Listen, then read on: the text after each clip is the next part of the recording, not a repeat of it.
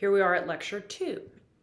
So the purpose of lecture 2 will become clear because last week you started looking at different academic articles, maybe to find a topic that interests you, or at least to see what kinds of writing there is out there. This week, you are going to actually conduct a search to find at least 2 articles that you are going to use for the argument paper. So let me hide this. And the purpose of this lecture is going to be to understand, why are you looking for these academic sources, number 1. Number 2, what is an academic source and how does it distinguish from other kinds of sources of evidence and information? And number 3, how do you find the ones that you need and want?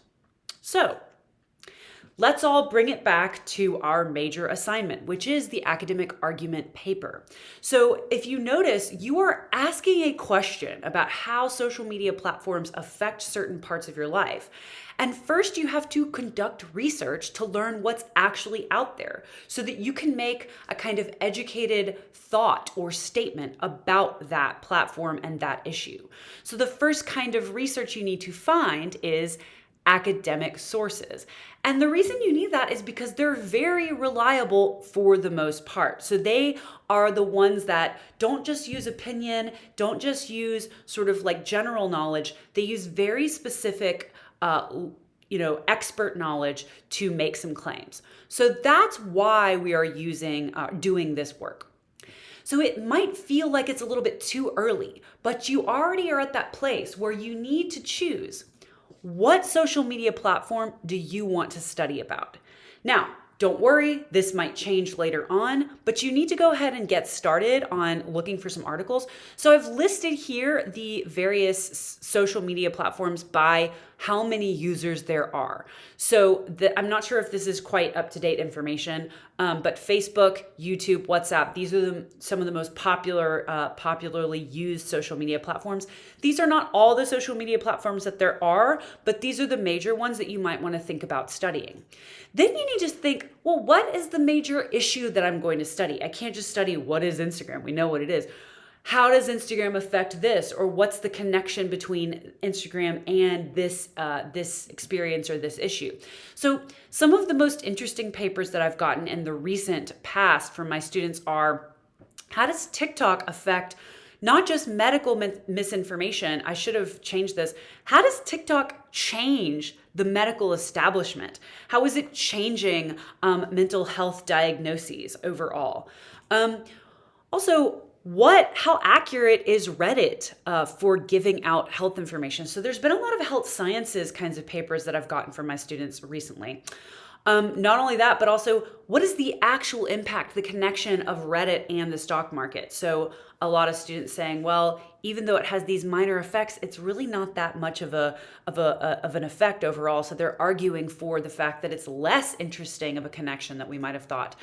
Also, interesting ones have been thinking about, what is the impact of grieving when there is a death in your life? How does Instagram or Facebook affect that process? And another one is, how does YouTube actually work when it comes to helping out our education? Is it a good effect? Is it for what kinds of educational purposes is it actually effective, or is it just not effective? So here's some different ideas that might get you started.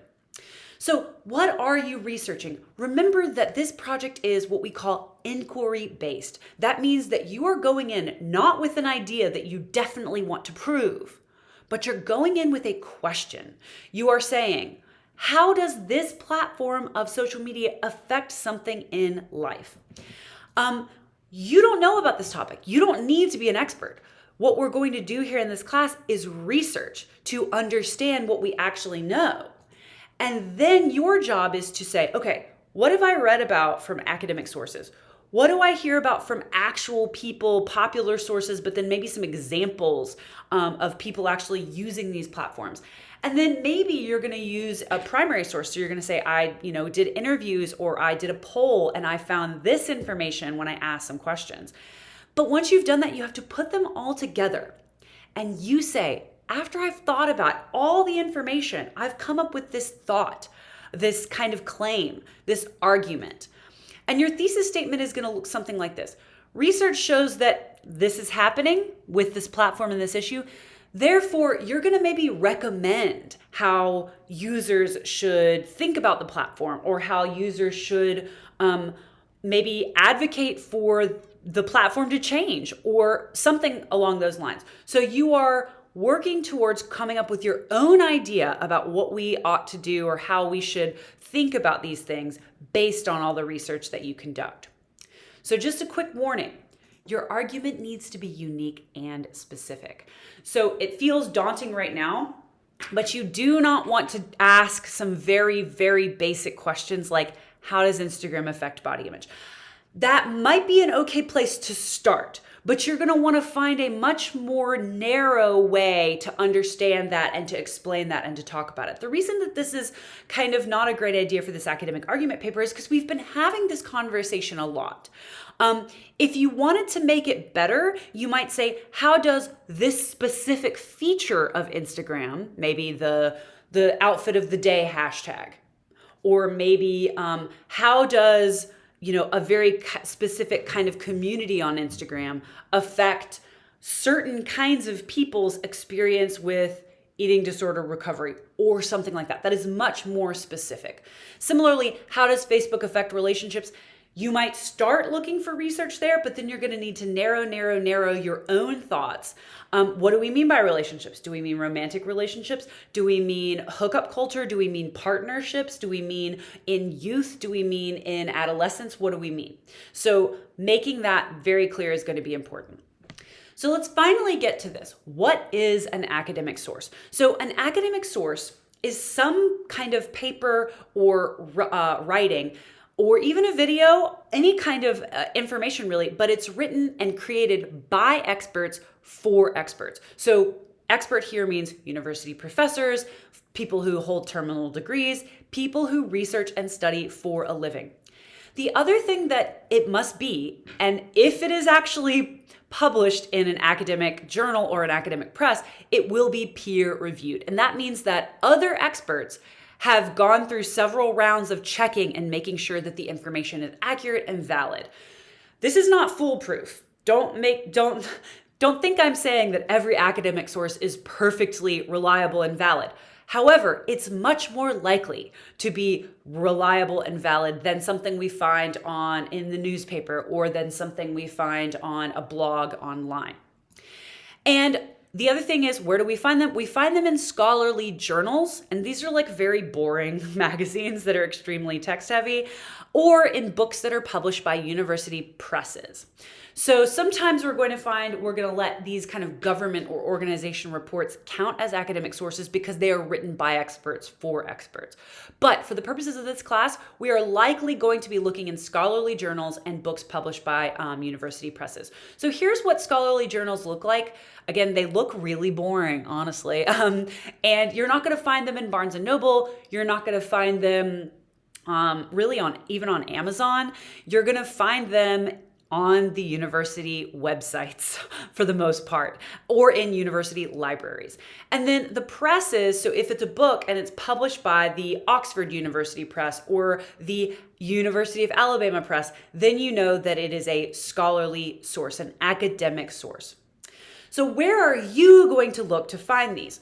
Well, a lot of people will go to Google, and that is not going to immediately show you what you need. So sometimes if you use Google Scholar, it will give you a good academic source from one of these places. But the problem is that when you click on it through Google Scholar, you might not be able to actually access the text because you might have to pay money, or maybe it's protected by a firewall. So if you use a university library database or a university library website, that's where you're going to actually find the articles. And you must download the PDF. You don't just want to have a little screenshot of the abstract, because first off, you have to read it. That's like a big part of it. You have to read these articles, but also you have to cite these articles. You need to know what page numbers they are. You need to know the volume number and the issue number of the actual journal. And all of that information is usually on the PDF.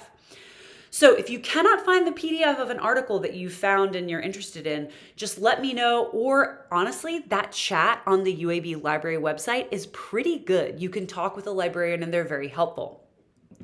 Sometimes you can use Google Scholar to find a title, but you can't access. So you can use Google Scholar to find maybe a title that you like, and then use the library website to type in the title and see if you can find the actual article.